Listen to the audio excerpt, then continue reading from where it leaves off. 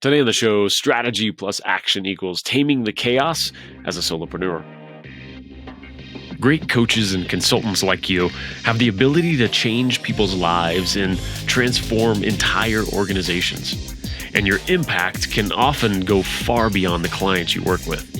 One of the reasons I love working with coaches and consultants is because of that ripple effect.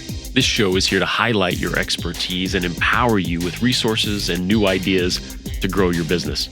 Welcome to Strategy in Action.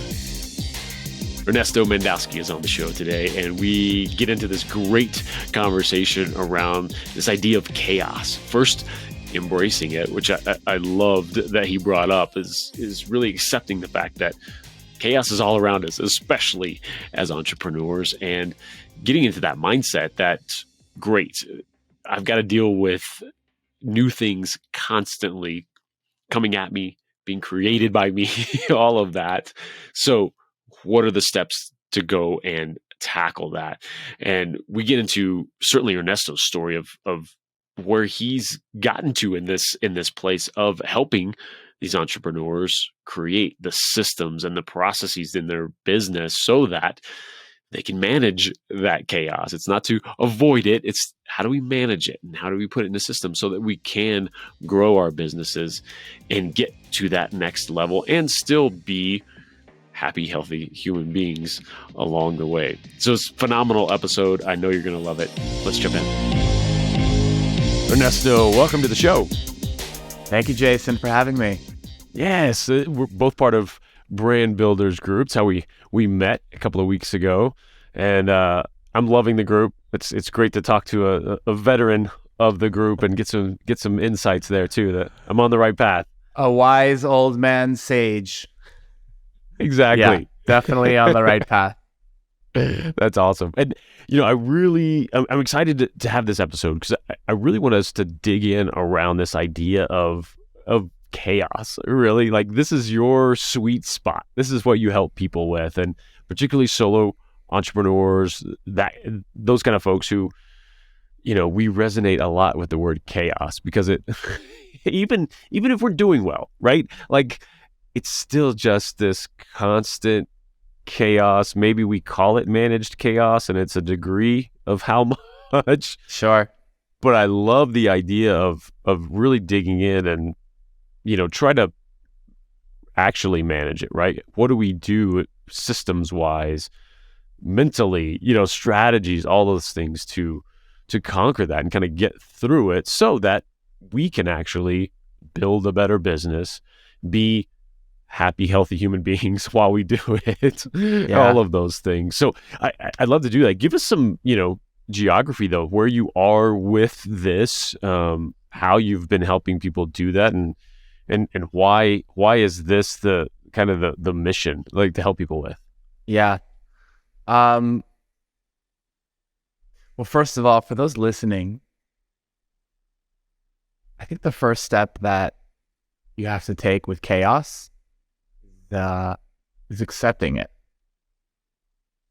It's really to accept chaos because I don't know if there are other fellow thermodynamics physics nerds, but I think it's the second or the third law of thermodynamics is that the law of entropy, and entropy is always increasing, and what that means is that energy is always increasing, and so there's always chaos happening. And the first immediate response that entrepreneurs have, that people have, is that they go into blame, they go into shame, they go into guilt, and that just is already putting you at a disadvantage. So befriending chaos is and accepting chaos is kind of like the first step. I love that. I love that too. And that goes, even if somebody's not defining it as chaos, right? It's still, this issue happens. I have to manage people. I am stressed. We can really boil that down to just you're dealing with the chaos that's going on. And I love that idea of just, okay, right, you're a business owner. Yeah, Good. yeah. You. I chose this. Right. I chose this. We left our corporate chaos to create a new chaos. But at least we're the cause of it, not the effect. Right. I love that. So I love that as a step one of it, of acceptance. Yeah, that's definitely step one. Where it comes from, how it came to be. When I was a teenager, I wanted to go into the restaurant industry, which arguably is a pretty chaotic industry. I didn't know that at the time.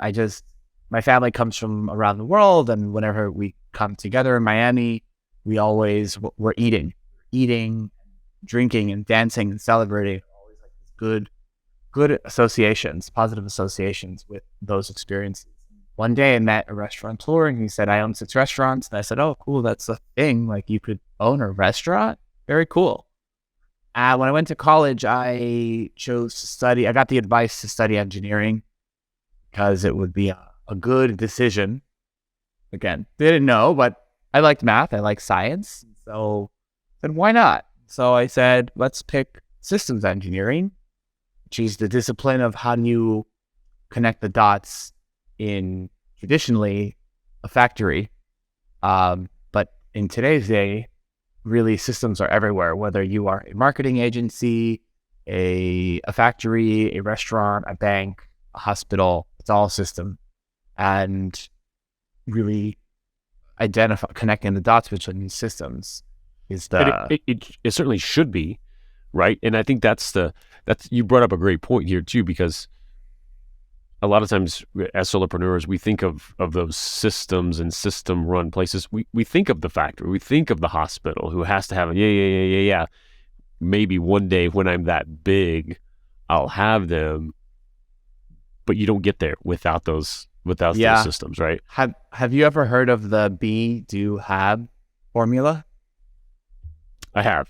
I think so. Yeah, I know that phrase is familiar. Remind me. So there's a framework that they teach in like personal development called the be, do, have formula. And most of us we say exactly what you just said. Like, one day when I am X, I'll have the systems. And the irony is that it's very hard to grow to that point without systems, because you're not just going to land on $1 million in revenue like overnight, unless you're investing in Bitcoin a couple of years ago.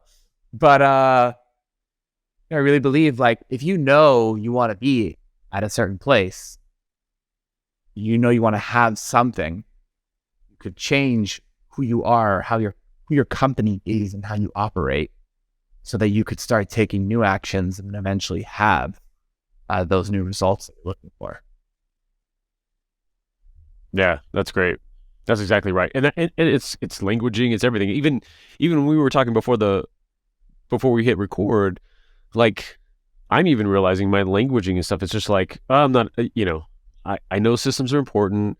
I know this, but I'm just, I don't put those in play. I haven't done it, blah, blah, blah, blah, blah. And it's just a languaging thing, because as we're talking about it, I'm like, wait, I actually love the idea of systems. Like, I love this. Like I'm getting excited talking about this stuff. Oh, maybe I do like that, but I've told myself this story for so long that, like, yeah, that's fascinating. That's awesome. Yeah, I think society tells the story, like, loves to tell the story of the solopreneur, the tech founder that's working 90 hours a day and overworked, and like, society loves to tell the story, loves to make it dramatic, and like, because people thrive on drama. But if we kind of take a step back and, like, really just very matter of fact look at what we're trying to achieve, like, it doesn't have to be, you don't have to work 17 hours a day. You don't have to work 7 days a week. You don't have to be in chaos all day. But our stories drive us. And so we do what we do. Exactly. So you're going to college, you get the degree in this way, the right degree.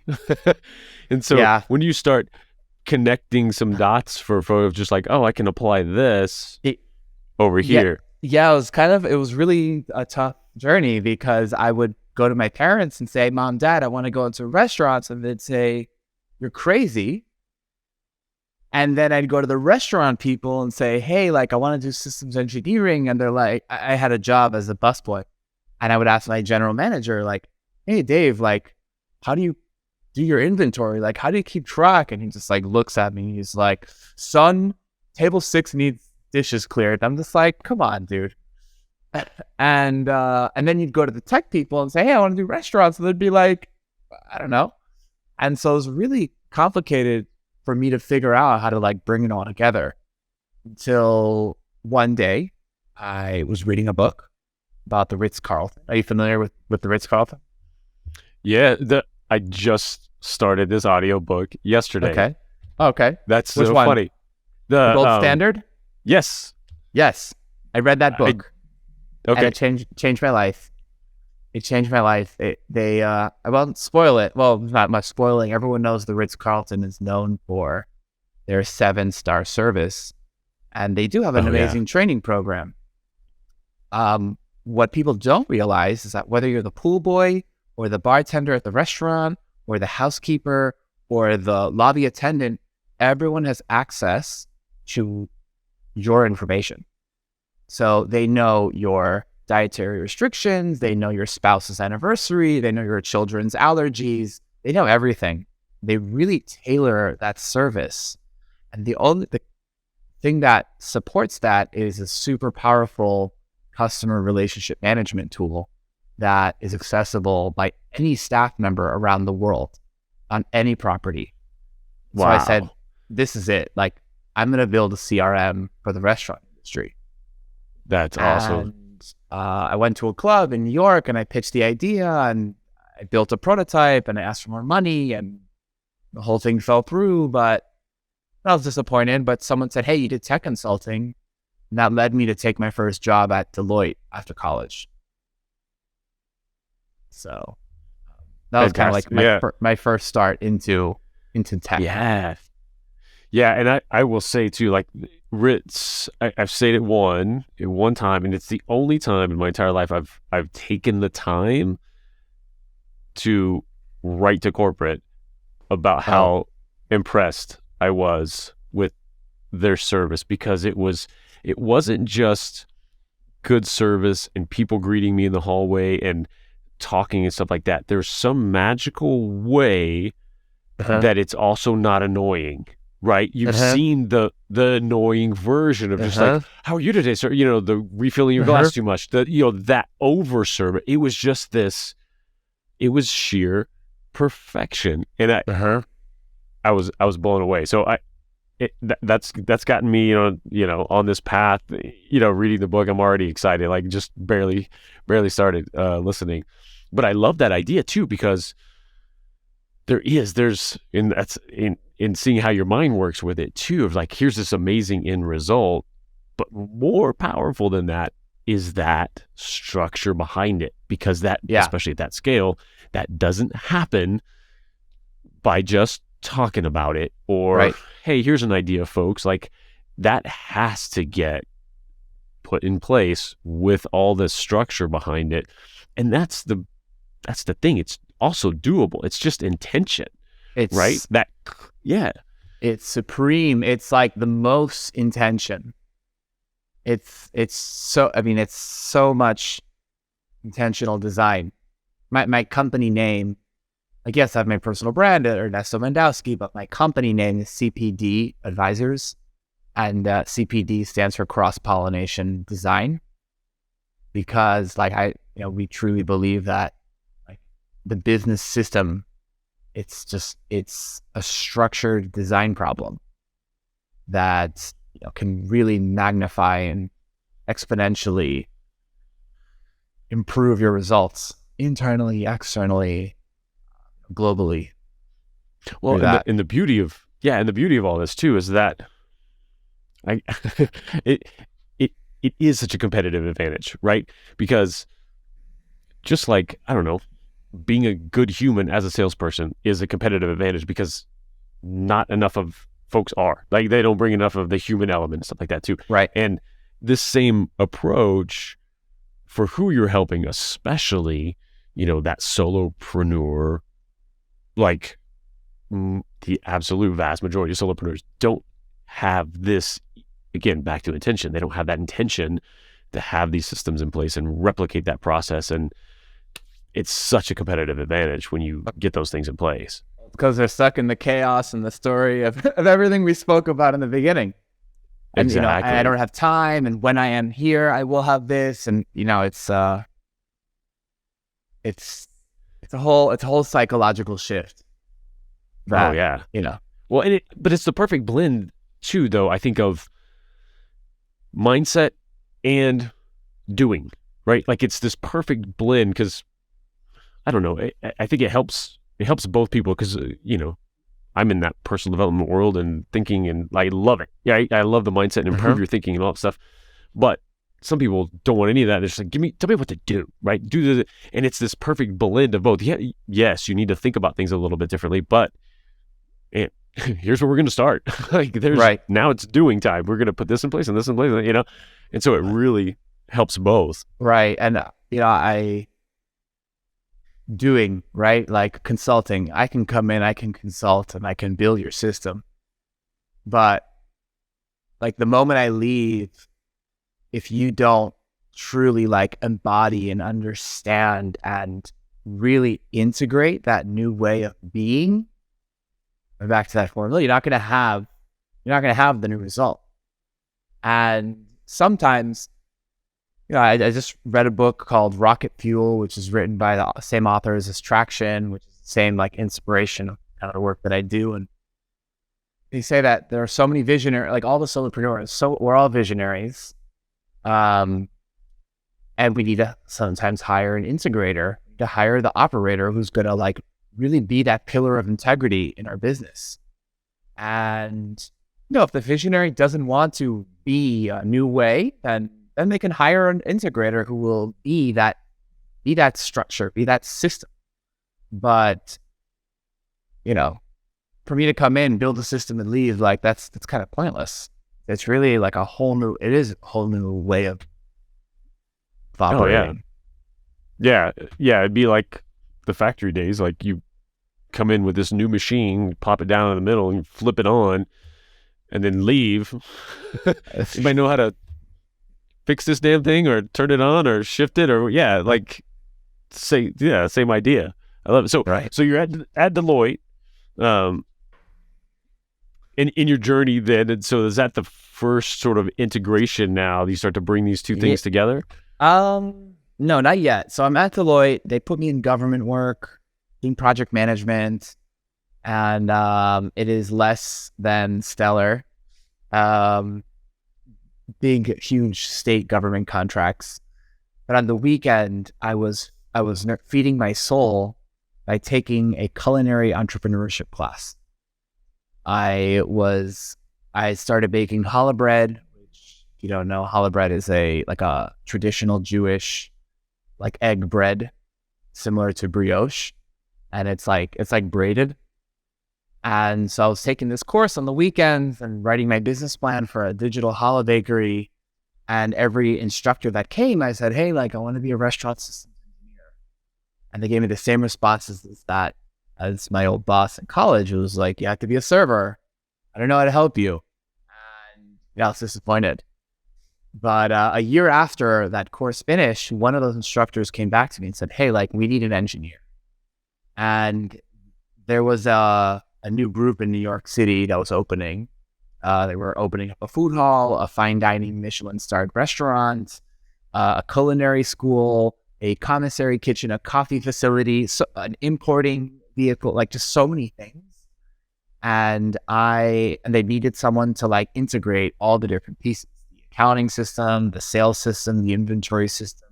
And I kind of came in and started to do that for the restaurants. And my bosses, no one had advice for me. No one knew how to do what I did.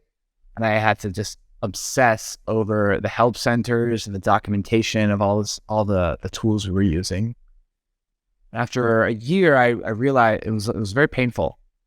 And I had a vision that this was the future of restaurants, really like bringing in analytics. So I said, I'm going to write a book. I'm going to teach the next generation of analysts how to do what I was doing. So I started writing Newbie Foodie, and I would eventually leave the restaurant group. I would join a new point of sale startup that was working with different restaurants and serving the top restaurants in the world in New York City. And while I was there, I had a revelation that my book was much bigger than the food industry, that it's actually a metaphor for humans, and that we're all like bees making honey.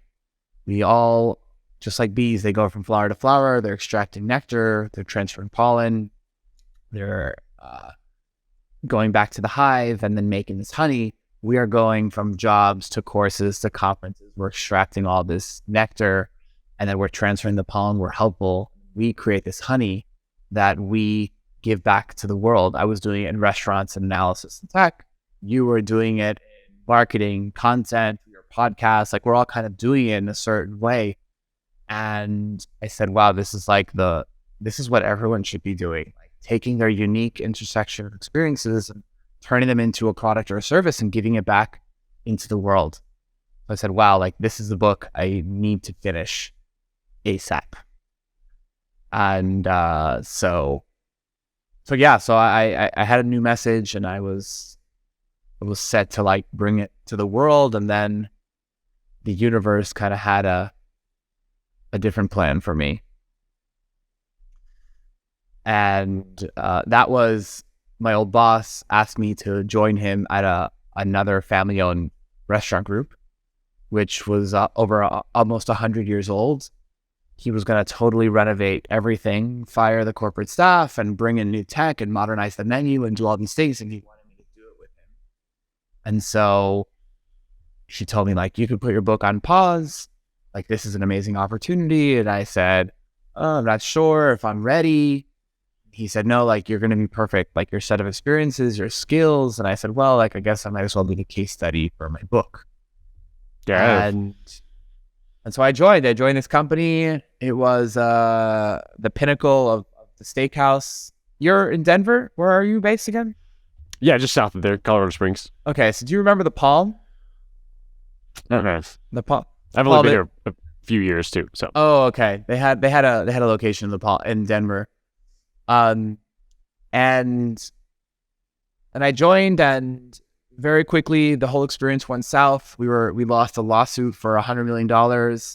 My whole change management initiative had the owner kind of like scrambling in a million directions to help him figure out how to raise money. And that quickly turned into a bankruptcy sale, and we were acquired by the largest privately held restaurant in the country the day before COVID. And when my title changed to restaurant systems engineer, I ironically said, I don't want this anymore. And it was a weird point in my life, I guess. In some ways, was it kind of what you'd been asking for too? Like, I want to go through this and do this, right? Like, it's exactly what I was asking for. Go in restaurants, super chaotic industry, connect the dots, and an ever evolving storm of chaos. And I did it, and I kept doing it, and I got the title that I wanted.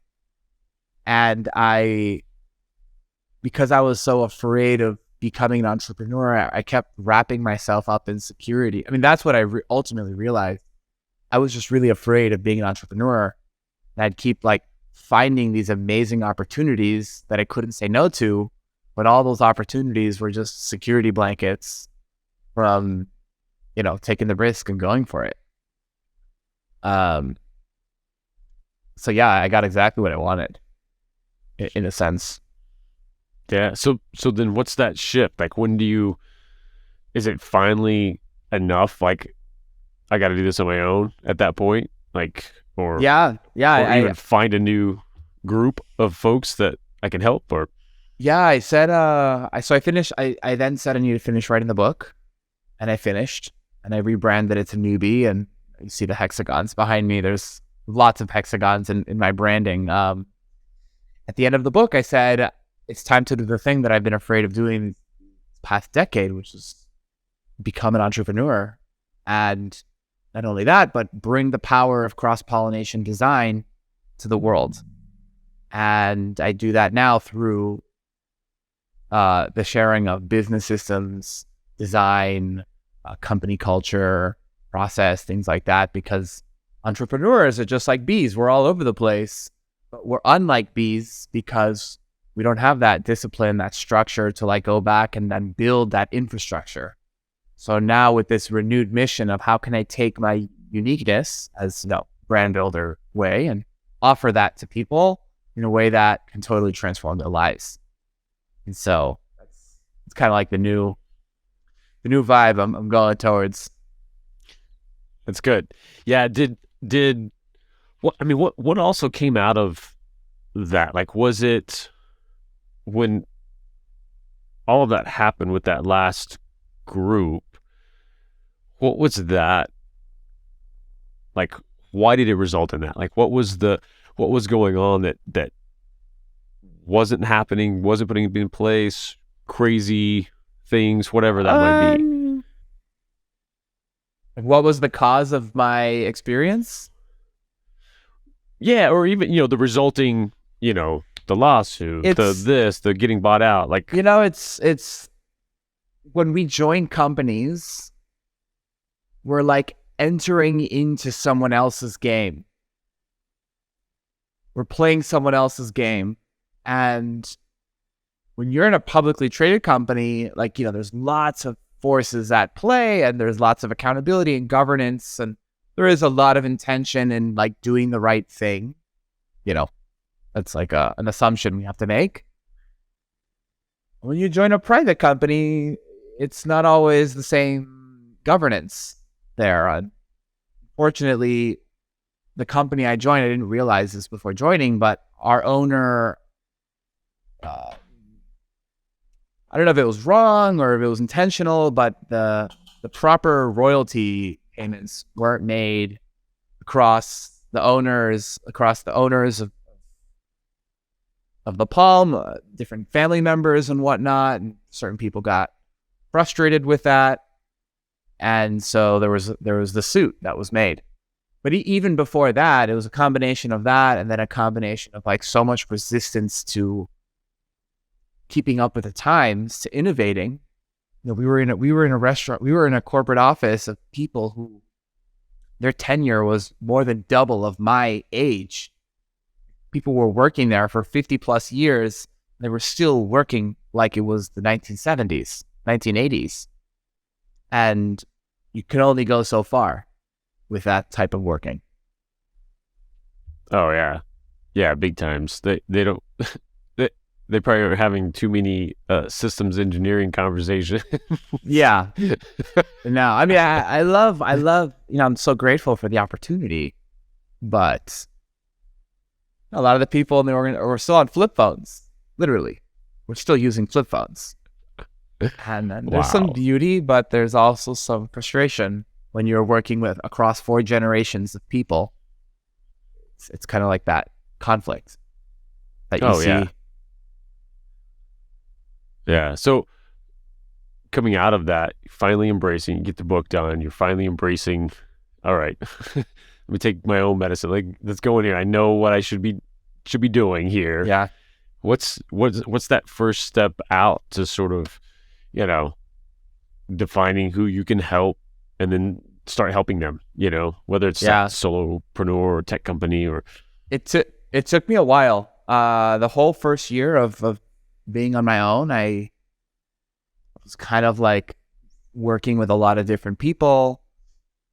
And as you mentioned at the beginning, like I then joined this group called Brand Builders, which their expertise is all around helping you build a brand, identify a target audience, create a message, like go after them.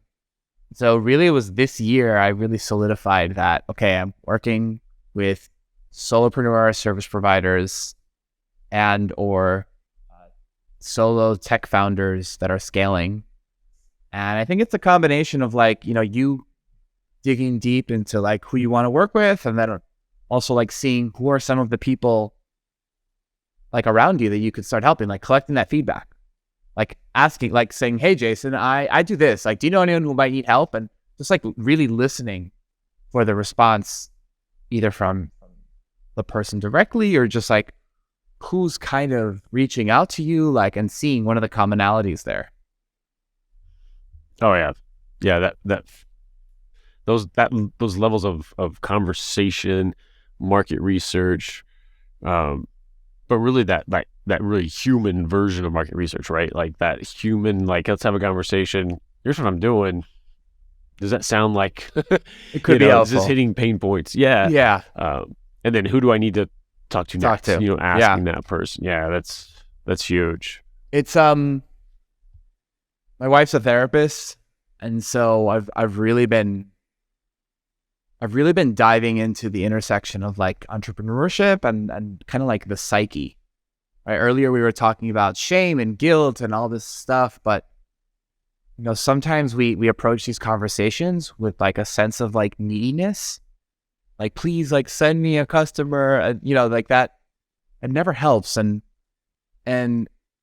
when the person just doesn't know, like, sometimes we get really down on ourselves, or we victimize, or we think we're being stupid or whatever. And it's like, no, like, this is all a science experiment. Science experiment, like, ask a question like, oh, can X type of person benefit from Y type of service? And you just like go out and collect data and just keep collecting data and keep pivoting your assumptions, and eventually you'll find something that aligns, that validates your question. And I think more people can like take that in. Yeah, and that's such an important distinction, because especially as solopreneurs, right? We tie in what we do and who we are, right? And as soon as you can break that apart, and that's what it takes. It's like, well, no, I'm me, this person, all this stuff. Like, this is what I do. This is my business. I'm building all this kind of stuff, and let that line of questioning, those experiments, be about the business. It's not like, oh, they hate me because they didn't buy my thing. Right. It's about the business. That's why we open an LLC, to separate your person and your business, and it's a whole other entity. Right. That's great. I think we need sort of a mental LLC. Like, we need to figure that out. They're like, no, it's over here. Because then it is, to your point, it's just feedback. Like, okay, they didn't buy. Okay, let's go down. Why? You take off like, oh, they didn't like my face. They didn't like my name. I didn't like. No. And that's a big thing, right? Like, when people don't buy, these big corporations, closed lost reasons are very key. Like, if you don't get a closed lost reason, your boss is on your ass. So if you're a solopreneur, like, get a closed lost reason, like, because without that feedback, and then half the time the closed lost reason is a lie. That's where you have to kind of like really get clear with the prospect. Like, is this actually the reason? Because when you get down to the reason, there's sales objections and all those things you can design into it. But, if they don't even move forward, you then have some insight you could use to move forward. Yeah. And again, it takes that separating out, because if you think the answer is going to be, I hate your face, like, you don't want to go in and dig for that closed lost reason, right? Right. But when it's like, okay, let me find out, is it the process? Is it, I'm not clear on the value. This, is it truly the price? Is it the, yeah. Then it becomes, and those are the people who move fast through that, when they can have that separation and they can boom, boom, boom, boom, boom, go down that area. So what's we talked about, the beginning of your journey and all this. What's the beginning of someone's journey who they're on board? They know they're in the middle of chaos and they need help from you. Like, what is that step one that you kind of take them through? Yeah. So the first step I always ask people is, what are your goals? That's probably the first question for many service providers. But, once you know the goal, then I basically tie the goal to one of the 6 Ps, which is my proprietary framework that I use. It's called the 6P playbook. And so most of the time, people's goals lie around, there's a gap in their relationships or in execution. So the two key systems there is a CRM, like your relationships, or the execution, which is your project management. So those are usually the first two like places that we start setting people up with. Maybe they're overwhelmed because they're trying to enroll people across four different offers. And like, that's overwhelming. So now it's like, okay, let's just focus on one offer. Or maybe people are trying to enroll 6 different types of relationships. No, like focus on one type of relationship. Or so it really comes down to either one of those two P's. Then eventually, once we have structure with their people or with their projects, then we start saying, okay, how can we integrate automation? How can we bring in a VA? How can we start to outsource? Or like, what are the different like content creation tools to like amplify the awareness for your business? Because imagine if you're overwhelmed with no systems and you're talking to 5 people a week, now all of a sudden you're like, okay, turn on your lead engine, and now you're getting hundreds of leads. Like the chaos only vastly multiplies.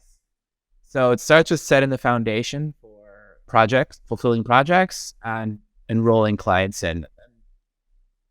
Then we take it from there. I love that. That's strong. So somebody's listening. They're like, yes, I know I need that. I need the conversation with Ernesto. What's that? How do they reach out? How do they find you? Yeah, they can find me. They can go to pretty simple www.freesystemscall.com. It is a free call on systems. We'll take an hour, talk about your goals, talk about your challenges, give you some quick wins. I have a bunch of video courses and free resources that if they are not ready to move forward, like I still give them a ton of resources that they can use themselves. And they can also message me on Instagram, Ernesto Mandowsky, or LinkedIn, Ernesto Mandowsky. You can't miss my orange glasses. They'll be up there. And yeah. Awesome. You've got events coming up? I am launching, I do monthly workshops every month, talking about Notion, talking about how to start with systems. Those are free. You just register on my LinkedIn, on my Instagram, on the website. It's all on there. It's directly online in my community. You could access through that website, freesystemscall.com. Once you enter the email, I always follow up with next steps, how people can keep diving in. Ah, I love it. Ernesto, thanks so much for jumping in here and talking with us on this and sharing this idea that's, I think, we all are feeling. Sometimes we don't have that word. We don't have that word chaos. We don't have that ability of like, oh, there's a solution to this. I thought it was just being an entrepreneur and like, there's no way out, So I appreciate the insights today. Of course. Enjoyed being here. Thank you, Jason. Absolutely. And we'll see you all next time. Thanks so much for tuning in and being a part of this show. If you want help creating authority-building video content or even a client-generating show of your own, go to MediaLeadsCo.com and let's connect. I'll talk to you soon on the next Strategy in Action.